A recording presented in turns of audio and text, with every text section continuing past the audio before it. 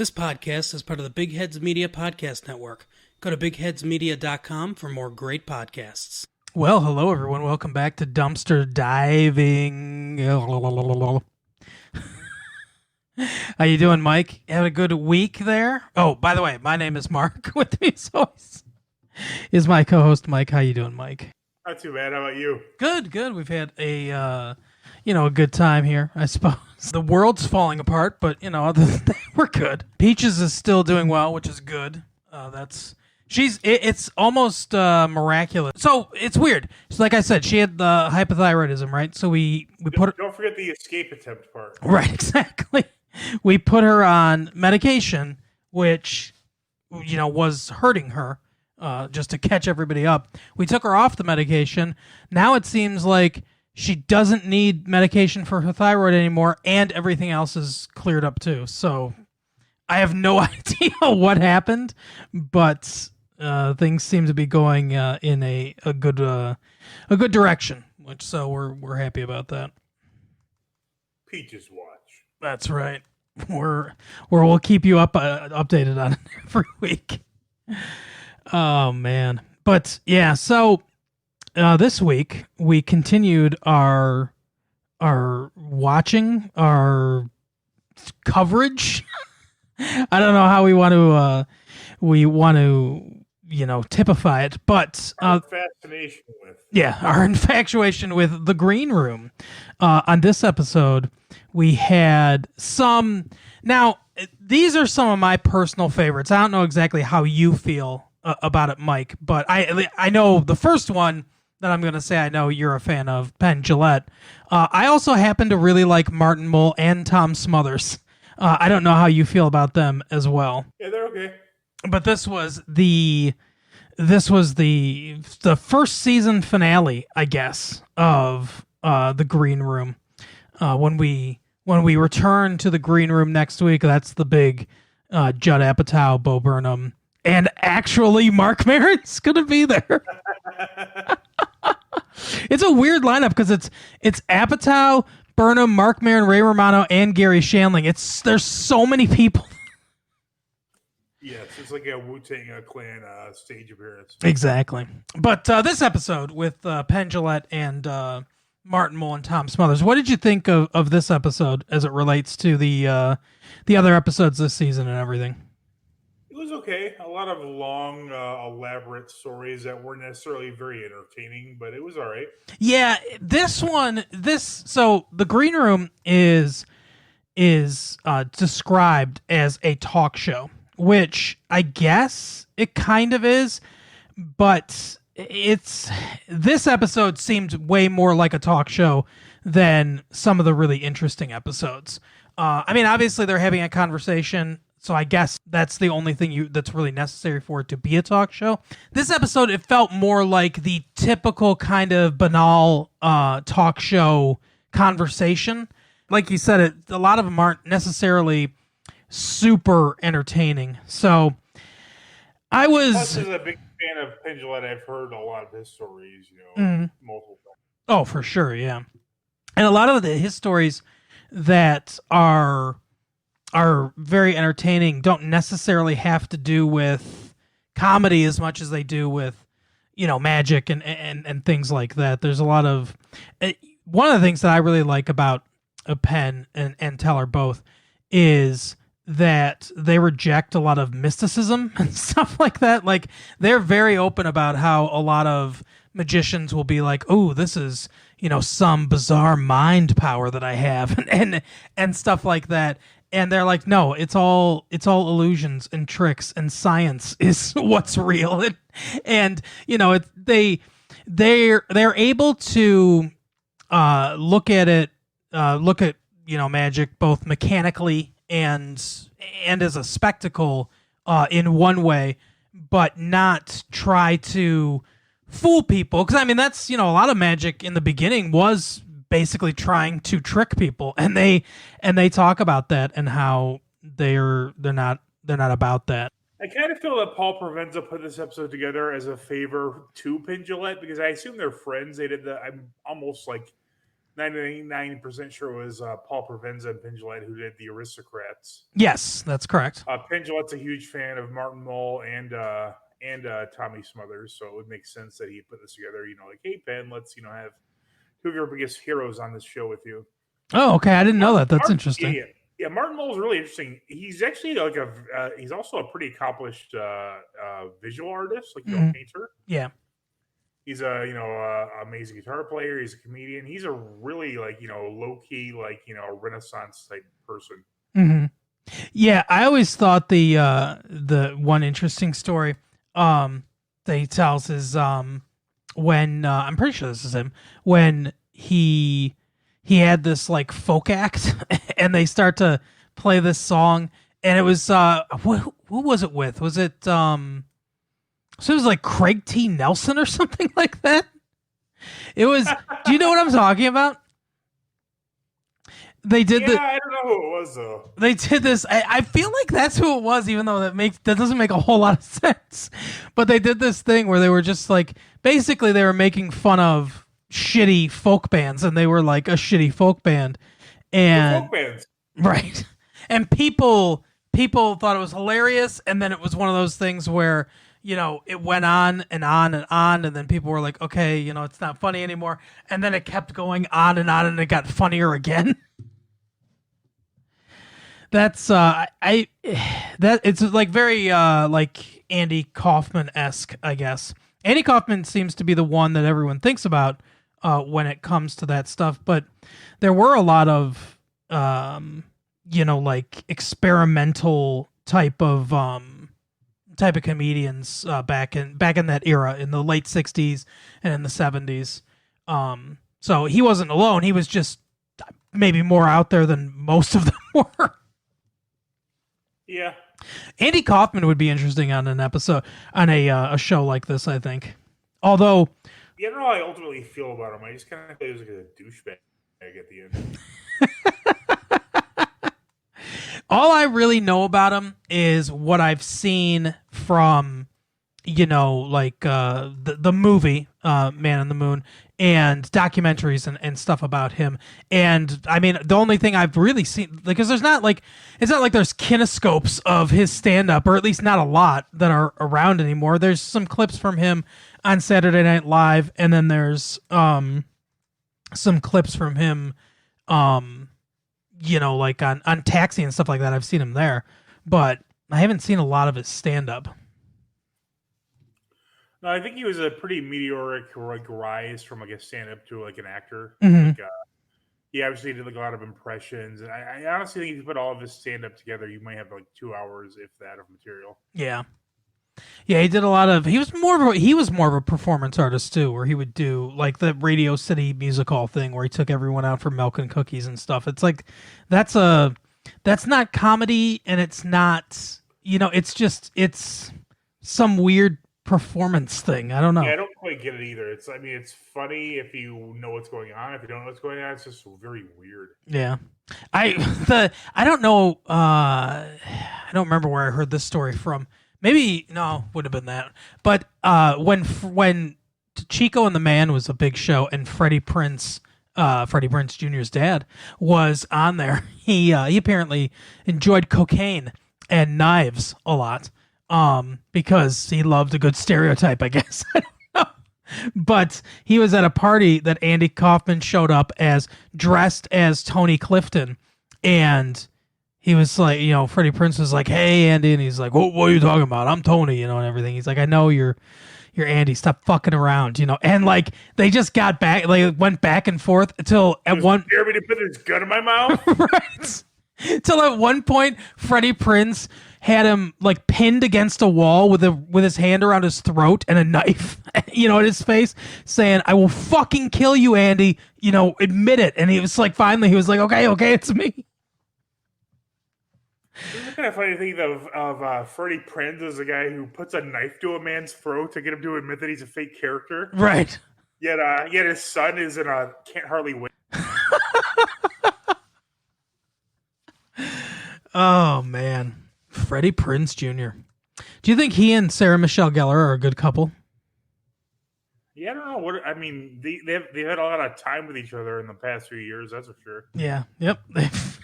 They've essentially retired from Hollywood, I guess. They do some voiceover stuff or something. I don't know. Probably. But speaking of celebrities, do we have anything to keep current with today, Mike? I thought you forgot I closed that. Hold on. We're going to Boss-Up to get some red hot celebrity gossip.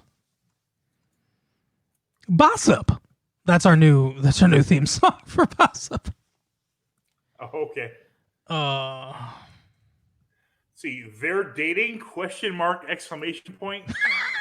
Moniece appearing with Shamar Moore while he defends being biracial has fans confused AF.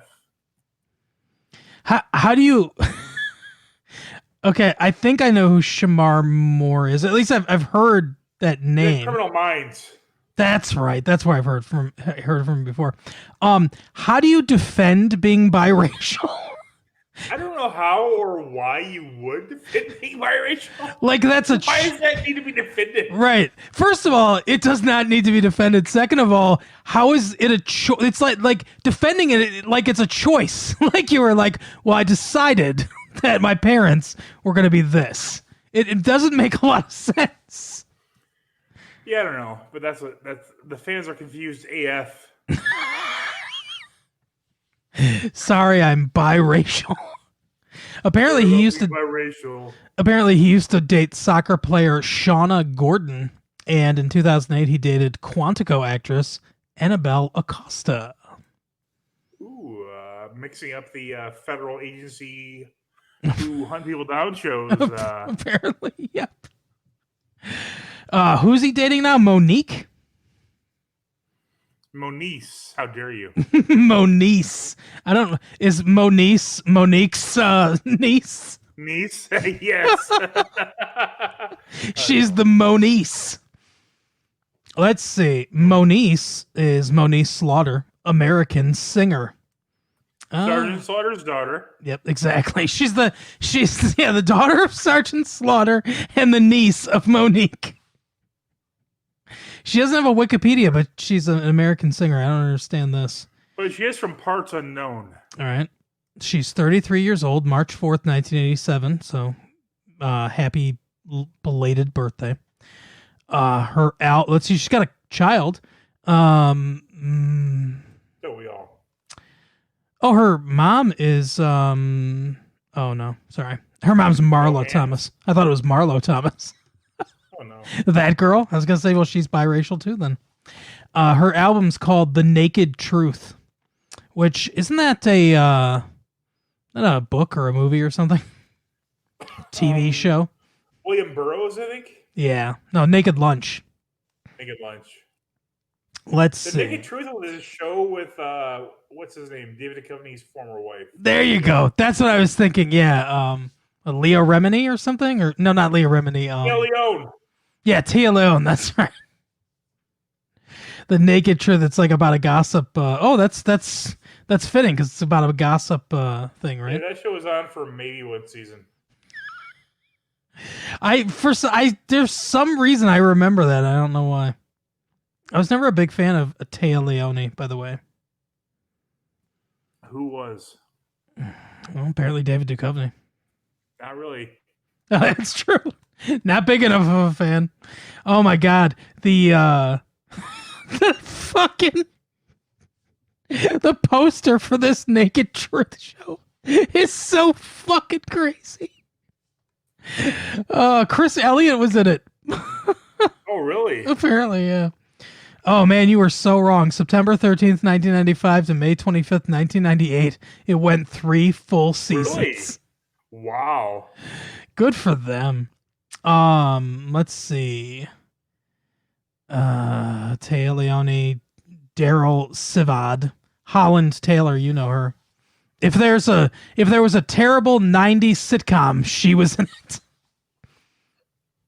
Mark Roberts, Jonathan Penner, Jack Blessing, and Amy Ryan. So why he was fucking on the getting dragged? Right. Pulitzer Prize nominated photographer Nora Wild divorces her rich, philandering husband, Leland Banks, asking for nothing in the settlement except the use of her maiden name. Well, that's a dumb call. Broken without prospects for employment. Well, I know why. Let's see. Nora seeks work at The Comet, a sleazy celebrity tabloid owned by Sir Rudolph Haley Tim Curry Nice. and run by ruthless Camilla Dane Holland Taylor. Did you know that Tim Curry is paralyzed now? Is he? Oh, that's sad. Yeah, he had a stroke a few years ago.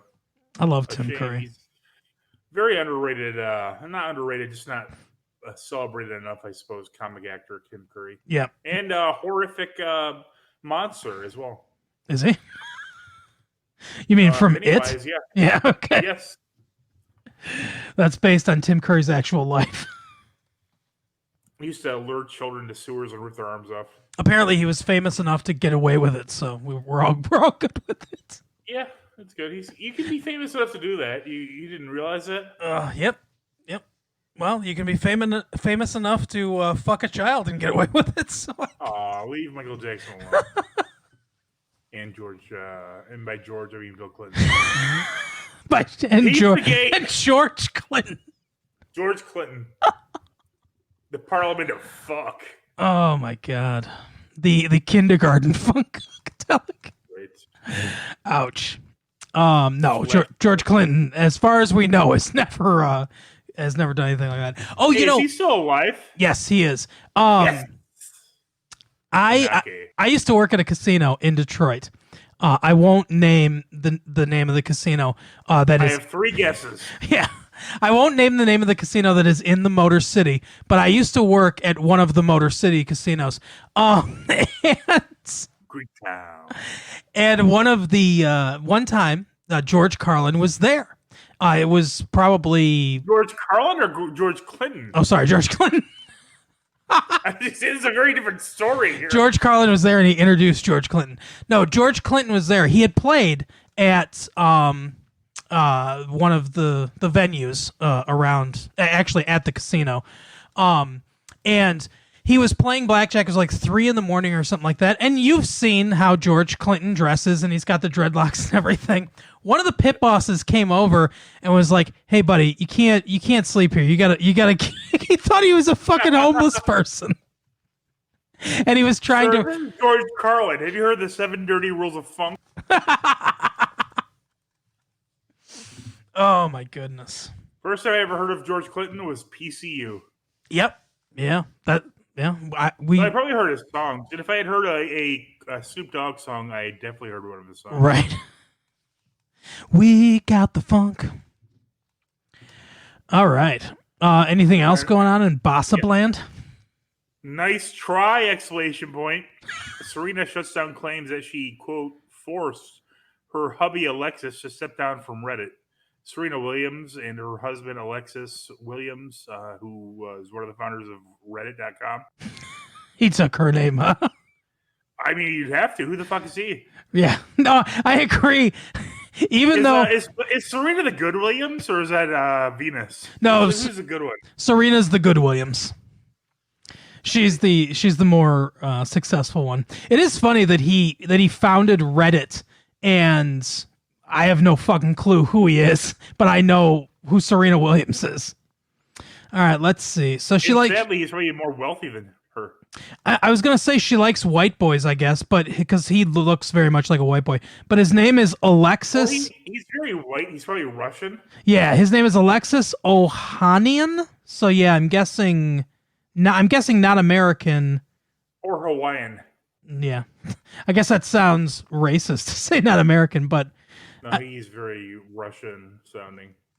Let's see. Oh no, he's American, I guess. Yeah, he stepped down from Reddit, and he insisted that his replacement be a person of color, or he might have said black, actually. Interesting. I don't care. I mean, this guy is rich as fuck, even though Reddit doesn't make a cent. It's one of these ridiculous situations, like with Amazon, where I think Amazon only started making a profit like 5 years or less ago. Mm-hmm.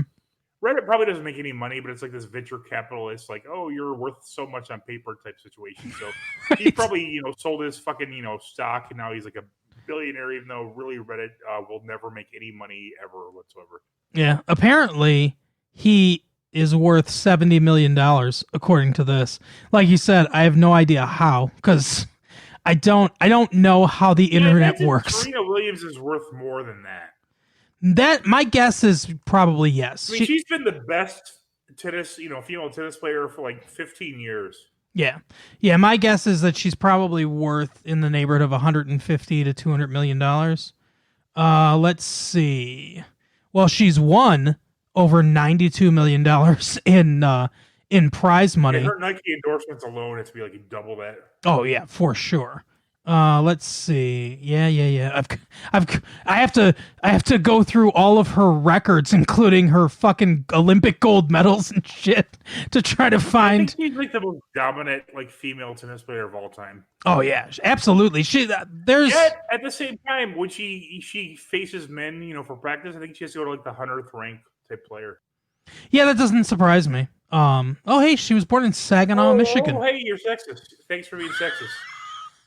Well, that's just the way it is. She could beat my ass on the tennis court, but when you take the best male player in any sport and put him against the best female player in any sport, the man's probably going to be better because men tend to be larger, carry more muscle. It's just biology.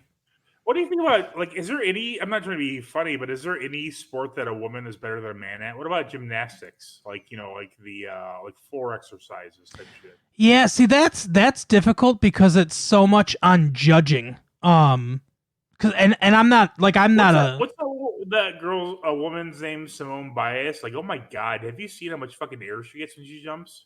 No, she I haven't seen it. No, it seems like it's higher than her head. She's like extra worldly, but at the same time, I mean, it's weird. Like gymnastics, you think I always feel that you watch women's gymnastics more than anything, and like women's skating and everything else is like men's. I do watch women's gymnastics more than anything. That is true. You're right about that. I mean, they seem better. It seems more entertaining, at least like a higher level, or like even like I said, like gymnastics, figure skating. Like it seems like the females like have like an advantage. I don't really know. I don't watch the men's versions of either. Do the women do the rings, like those parallel rings or whatever? I don't know. I imagine they'd be way less good at that than a man, though. Yeah, I think the men only do that in the Olympics because of the upper body strength that it takes. I think women would be better. I don't know, because that's the thing. You have to take a sport that requires different kind of strength. Agility, really. I mean, if you find a sport that has more flexibility or agility, you think a woman would be better. But yoga, if yoga was a sport, not trying to be funny, but if it were a sport, yeah, women are way more flexible than men. And I'm surprised women are better at shooting sports than men because women seem to have that hand-eye coordination thing down. Like every time I've gone shooting with like a female, she's been way better, like off the bat than a man. That's a good point. Maybe shooting is one of them. I don't know, or because if you take okay, I was gonna say if you take away like the outside influences like men being like growing up with guns more than women and stuff like that. Like guns seem to be more associated with men than they do with women. I wonder if you took two people, one man, one woman, and started them at the same age, if the man would automatically be better. I don't know, because I mean, I really do think females are better at like hand-eye coordination and like agility, that sort of thing. Yeah, that and flexibility, like you said. As far as physical traits go, I think for sure those are the three big ones. Complaining. Plus, they're smarter than us, right, ladies? Oh, they're not. No, it's everyone. I mean, name one woman who's funnier than a dude. I mean, name one. No, I did that wrong. But you got where I was going. Yeah, I know where you're going. That's where I'm at with Gossip. I'm done with this fucking magazine. Okay. Fucking cucks. Yeah, they're part of the Illuminati, I guess. No, I don't know. It's so funny. So I've been debating. I don't know if you've been noticing on Twitter, but I've been debating people. I've been avoiding Twitter. Yeah, well, I've been debating people for fun. But it starts out fun, and then it slowly, well, not slowly, it pretty rapidly becomes not fun when you start to realize how many people are out there that are batshit crazy or dumb or both. Yes. Speaking of George Clinton, he once said, think of the dumbest person you know, and then remember half people you know are dumber than that. Yeah, it's frightening. But George Clinton said that, or Bill Clinton? George Carlin, but I was teasing him. I was going to say, it doesn't sound like something either of them would say. And then he said, "Fuck you very much." And then ate nothing but the dog in me. And then he came out of the bathroom and waved his hand in front of his face. Oh, I was hit up. Come on, Gutter. Gutter is a tool. Gutter is a tool. It's weird that guy later went on to direct Iron Man. Oh, I forgot that was John Favreau. Favreauski. Yeah, John Really, he was Gutter? Favreau. Wow, I can't believe it was Gutter. Yep. Yeah, good old guts. Remember what everybody else in that movie went on to do? Well, let's see. Aside from Jeremy Piven. Right. Jeremy Piven Jeremy Piven fulfilled his legacy of being an asshole as Ari Gold in Entourage. And then he had too much sushi. Right. Remember that? Oh, yeah.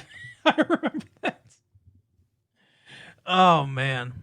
And then, I don't know, like David Spade, obviously, went on to do stuff. Ooh, like us on Twitter. Yep. David. Yeah, exactly. We're never going to live that down, or we're never going to. He went on to like us on Twitter and some of their stuff. That's right. He did some other stuff. And, I speaking of the wrong Missy, I watch a film review show called Half in the Bag by Red Letter Media, who I've mentioned before. And they did the wrong. Right. They did the wrong Missy. They hated it. They ripped it apart, Mike. Yeah, everyone is wrong these days. Again, Space Force. I keep watching Space Force, and it's still good. Yeah, I know. I started watching it again from the beginning. I'm telling you, people have the wrong expectations for Space Force. It is very funny. Yeah, I like Space Force too. Steve Carell is very good in it. Yep, I like Space Force too. And the wrong Missy is, so it's like a tried and true formula, but they do stuff with it you wouldn't expect them to do, and it's better. It's better than Chelsea Purdy is amazing in it. Yep, I agree. So is Mark Maron. Yep, Mark Maron's good in it. Chelsea Peretti's doppelgangers. Movie. Yeah, I don't like it. They also watched something called, I think, The Secretary. I believe that's what it's called. Is it Secretary with Maggie Gyllenhaal? No, it's a new movie about a girl that's a secretary, and it goes through like one day in her life, basically. It's like a documentary. It's like documentary style almost, but it's a fictional movie. Yeah. The sounds like a real hoot, Mark. Here's the twist part, Mike. The twist part is she works for a Harvey Weinstein type dude. So there's some sexual assaults. Which apparently is treated as a mundane part of the day in the office. And they play Holiday Road. Isn't that the least appropriate song for a sexual assault scene? That would be hilarious. Secretary, can you come into the office? I found out long ago.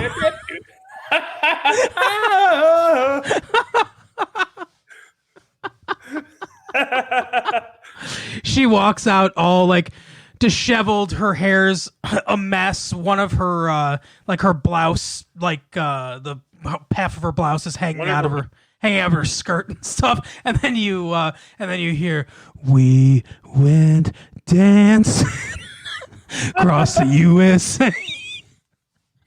And Chevy Chase pops in and goes, "Not a good time." He walks out. Anthony Michael Hall's out there going, "Come on, Dad!" Oh my god! Oh my god! Oh, That'd be a better movie. Probably. Oh, but yeah. So they compared and contrasted those two movies with each other. Now, come on, that's setting the wrong Missy up for failure. Let's compare it and contrast it with a fucking serious movie about horrific events in Hollywood. What movie was that again? I think it was called Secretary or something, or The Secretary or something like that. Secretariat. Yeah, yep, that's right. That's what it is. Secretariat. Look for it on YouTube. It's on there. Have you ever seen ESPN5? Have you ever seen like clips of Secretariat racing? No. Oh, it's insane. Like I'll give you just because I for a little bit I was sort of obsessed with Secretariat, kind of. I'm not obsessed with Secretariat, but watching the races. And in the first two races, the Kentucky Derby and the Belmont Stakes, for some reason, Secretariat liked to lean against the starting gate. So he always got off to a bad start in both those races. But he was such a good runner as a horse that he was able to make up that lost time at the beginning.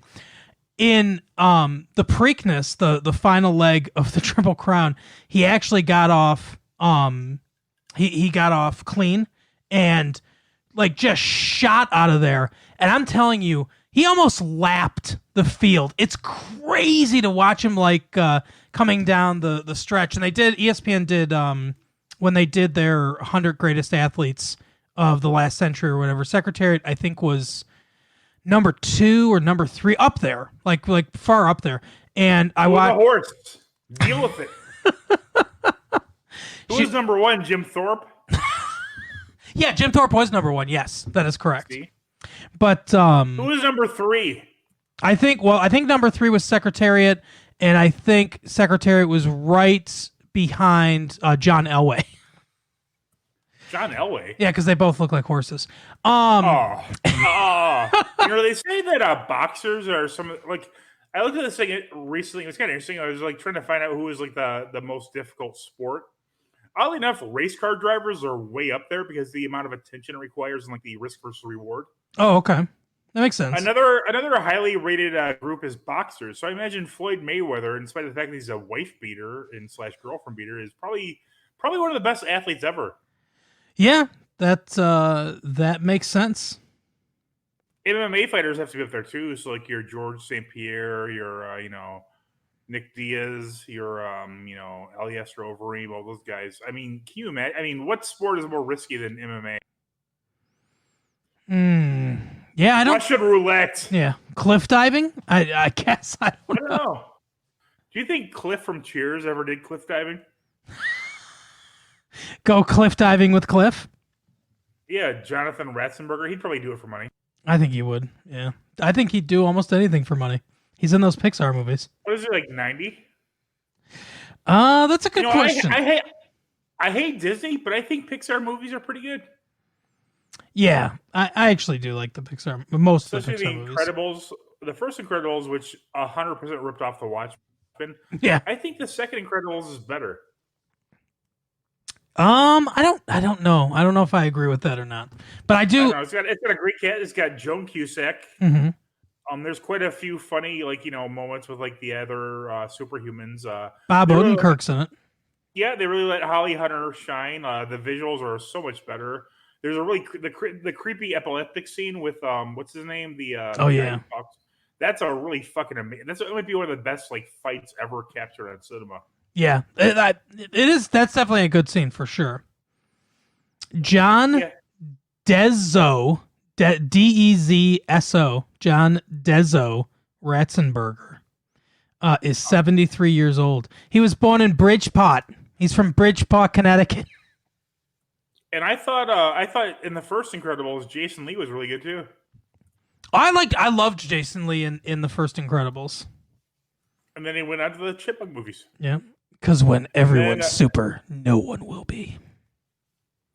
I mean, again, that's a very big ripoff of The Watchmen, all the plot points. But Absolutely. those two movies are very good. I like them a lot. Yeah, I like Brad Bird, who directed both those movies. He's a very good Hey, director.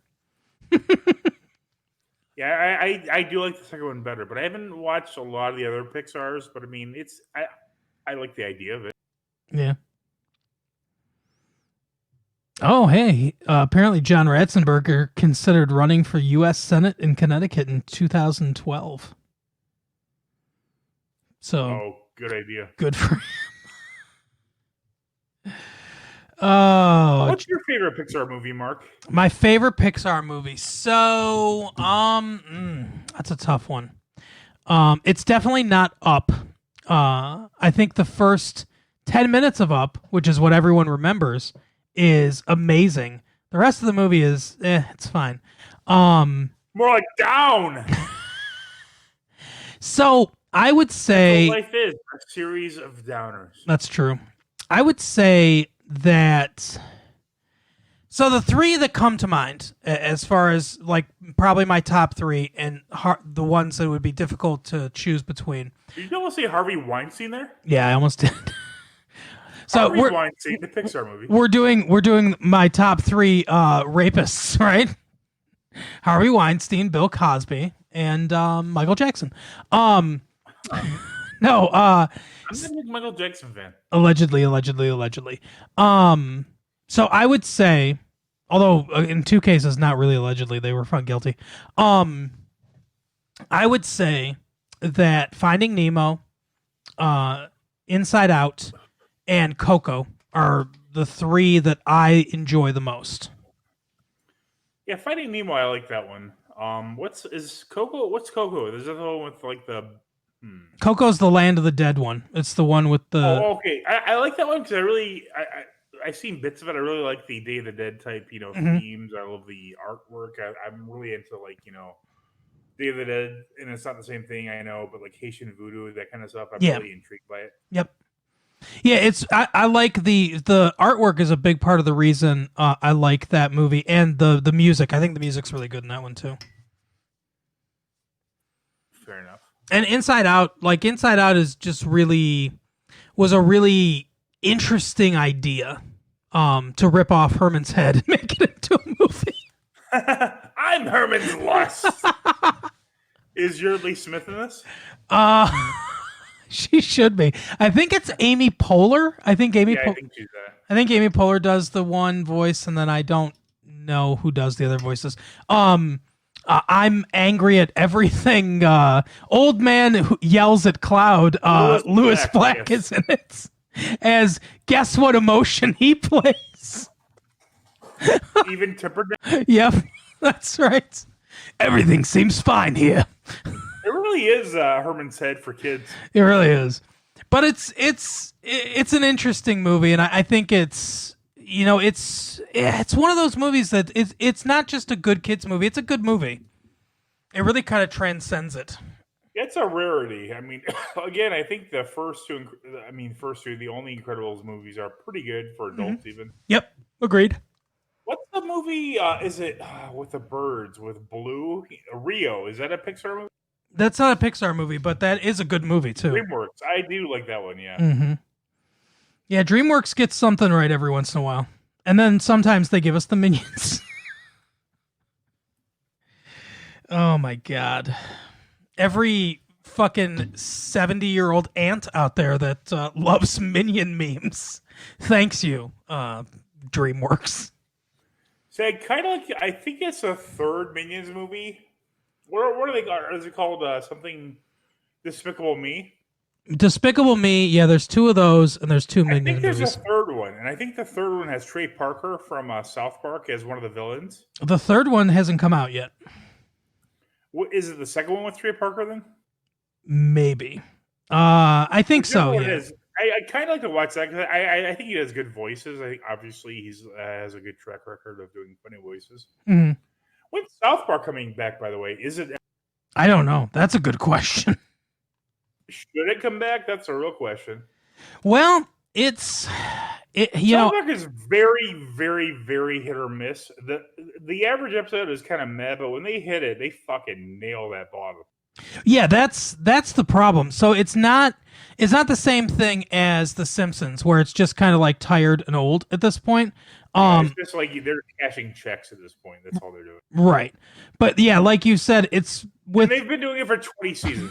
with South Park, it's basically like you said, most of the episodes are kind of and stuff. But every once in a while, they'll hit on something. Something will happen in the world, or something will inspire them, and then all of a sudden, it's like it's one of the best episodes they've ever done. And they're at least once a season, they'll have like the funniest episode ever. Yeah, and Trey Parker and Matt Stone are incredibly talented and funny guys. So, the Book of Mormon, Orgasmo, a movie that both of us like a lot. Basketball. Yeah, basketball. They've done a lot Third of Reich. Yeah, exactly. Yep, that was their idea. Bad idea, but what can you do? It was innovative. You got to give it to them for that. No one had thought a Third Reich. I mean, the first two were a little much, but the third, okay. You know what we should ever watch? Go ahead. I was just gonna say, what we should come up. What we should come up with, Mike, Reichs? is the Fifth Reich, because everyone will be like, "What happened to the Fourth Reich?" Actually, I think modern skinheads consider themselves to be the Fourth Reich. All right, we'll do this. We'll do the sixth. One Reich. Have the Germans ever done one fucking Reich? I don't know. Two Reichs don't make a. We'll make a movie about Germany called The Reich Stuff. we're not sure their rocket program is just like the big ship to America. Oh my god! Oh my god! Oh, we gotta now. That's the new thing we need to patent. Is different things with a Reich in it. Is that word Tomac a German name? Would you say? Tomac. Yeah, probably. Yeah, or Polish, maybe. Estonian. Oh no, where the fuck is Estonia? Don't ask my wife. Am I right, honey? It's just north of Poland and those Eastern Europe. Basically. Why don't they just take all those little shit countries and meld them together? Call it shit country. You put Latvia in there. Liechtenstein. Oh my god. How about Finland? Latvia again. Well, that's clearly a shit country. Oh my god. This segment is brought to you by Donald Trump. I don't know if he meant these countries when he said shithole countries, but Donald Trump. Yeah. No, so, it's brought to you by Anders. What's his name? Well, here's the thing. Like so everybody knows how Mike and I feel about some of the Scandinavian countries, Norway and Sweden and Finland and everything. Estonia is basically right across the Baltic Sea from Finland, because Estonia is like. Speaking of Estonia, Estonian. Huh? What language do they speak in Estonia? Yeah, I think it's Estonian. I think they speak fucking shit there. It's where that one dude came from what the fuck's the name of that movie with Brendan Fraser? Monkey Bone? Yep. It's where the star of Monkey Bone was from. George of the Jungle? Watch out for that shit Estonian. Watch out for that shit Estonian. Fuck with the Encino Man. That's what it's called. Encino Man 2. They claimed he was from Estonia. Oh, did they? Yeah, is that because he was from the Stone Age? So Probably. They said Estonia? It was meant to be clever. I guess. Was Jon Favreau in that movie? Yes, he was the Estonia. He was the Estonian ambassador. Yeah. How on top of the world do you think Pauly Shore was during that era? Weiss and the Jizz, man. My mom owns the comedy store. I don't mean to edge your gifts so hardcore, Chris. God. Yeah, but I heard a podcast with him like a couple years ago, and it was very sad. He was like, "I just wish I could show up on that set and be the number one guy in the call sheet." It's like, okay, you're not. That won't happen again. Would you like to do some work to make that happen, Mister? Were you ever a Pauly Shore fan? I never was, but I don't fault anyone who was. No. I have cable. I think I thought Son-in-Law was funny, but I wasn't like, oh, this movie's funny because Pauly Shore's hilarious. Like I just kind of thought that movie was funny, and I didn't like. Isn't what's his name? Fred Gwynn in that movie? I think you're thinking of My Cousin Vinny. I thought he was in that too. No. What's the other guy from My Cousin Vinny's in that? Lane Smith is in it. Yes, Prosecutor? Lane Smith, the guy that plays the prosecutor, and also I love that guy. Perry White on Lois and Clark. Oh, is he? I love that guy. He's a great actor. Great Caesar's ghost. No, he said on that show he said great Elvis's ghost. I'm Lois and Clark. Yes, they updated it for the modern times, and they had him say "Great Elvis's Ghost." Is it true that Terry Hatcher used to be in adult films? No, she was in one movie that was it's like a Cinemax movie, not really an adult film, but she was in a movie where she got naked. I think it was called the Lois and Clit? Was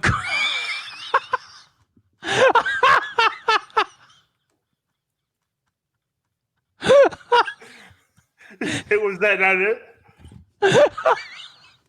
No, I don't think so. Labia and Clark? Oh my god. Oh my god. I think it was called The Blind Side. With Michael O'Hare? No, it was called let me look it up. It's called The Cool Side or The Cool Side of the Pillow. Right. Didn't Bob Horoff have pictures of her nude in his locker? He never showed me that, so I'm not sure. I don't think he had to be shown them. He just looked at his locker. Well, Let me reveal this secret picture, Mark. The Cool Surface. That's what it was called. Yeah. And do you know Alyssa Milano was also in like a bunch of movies where she was like fully nude, like about vampires? Mm-hmm. Yep. Me too. You know who else is in that movie? The Cool Side or The Cool Surface? Sorry. Luther Vandross? You're very close. Robert Patrick. Oh no. I like him. It was Robert Patrick and Terry Hatcher. Yeah. She was I used to think that she was so hot when she was in Lois and Clark. I agree, Howard. But now she's an old woman, so I have no use for her. Aww. I'm just joking. She's still a very handsome woman. Not like Nicole Sullivan or Eggert or whatever her name is. I don't know. What's her name? Nicole Sullivan, right? Nicolette Sullivan? Nicole Sullivan is the lady who was on Mad TV. Nicole Eggert was on Charles in Charge. Neither one of those then. Nicolette Sheridan. That's what her name is. I don't know who that is. She was another person on Desperate Housewives. She was she was the one that John Cusack was playing the boombox to in Say Anything. You know who's better than John Cusack? Joan Cusack? Yes. I love Joan Cusack. She's so funny. I agree. Joan Cusack is better than John Cusack. Joan Cusack for the win. Remember her in Arlington Road? Oh, yeah. I never saw Arlington Road. You didn't see that? It's a very good movie. No. You know who's better than Tom Hanks? Merton Hanks. John Hanks? Merton Hanks? You mean the free safety? Yeah. 49ers? Yep. He's definitely a better football player than Tom Hanks. I think that he would tackle Tom Hanks on a kickoff. Is he better than Chaz Hanks? Oh man. So that's about as good as the Green Book was. What's your deepest reference you can think of? Oh that you don't God. get? That I don't think you'd get? Oh jeez. Yes. That's a tough one. I mean, I guess I could go like what kind of like I'm trying to think. So I thought of a name, but I'm trying to think of how I would reference them. Let's hey Mike, you know, you've got, we're going to do keeping current with Mike. You got any hot gossip for Walter Winchell? Hey, remember that party store we used to go to that had the that had the Kelly Tripucka picture? Yes. Like at the vending machine, it was like, oh, you could get Kelly Tripucka Oh my God. Kelly Tripucka. or Rusty Cunts. Oh yeah. Yeah, a lot of people don't probably a lot of people don't remember former former Detroit Tiger Rusty Cunts. I love looking at Cunts jersey. Oh God. If you ever play baseball again. Yeah. Well, apparently they're trying to work it out. I heard they're talking about a 73 game season that still ends in October. Yeah, I don't know if this social distancing thing is going to work. Every time I go out, there's tons of people around. Yeah, I just see people coughing in each other's faces. They pull each other's masks on and cough their fucking mouth. Yeah. No, my oldest daughter went to a pool party today, and the only reason I let her is because the governor said, hey, you can go to pools. So if the governor is fine with it, I'm fine with it. All right. Sounds good. Yeah, our kids played with another kid. You murderer. The cases in our state have gone down quite a bit. Yeah, I was looking at that the other day, actually. And yeah, it was very aggressive, but I'm very happy with the results. Me too. Yeah, because the faster it goes away, the faster we can get back to normal. Or some kind of normal. Yes. Some kind of wonderful. Starring Mark Maron. Thank you. This isn't wonderful. And then Joan Cusack's in it. What's I can't remember. Oh yeah. They every once in a while Saturday Night Live used to do something funny. They do this thing where it was like, hey, you know, we were casting for Jurassic Park, and this is other people that could have been in it. And it's basically just like, hey, we have people that can do some impressions. Like right. Bill Hader would do Alan Alda, because apparently he can do a really good Alan Alda impression, even though it makes no sense.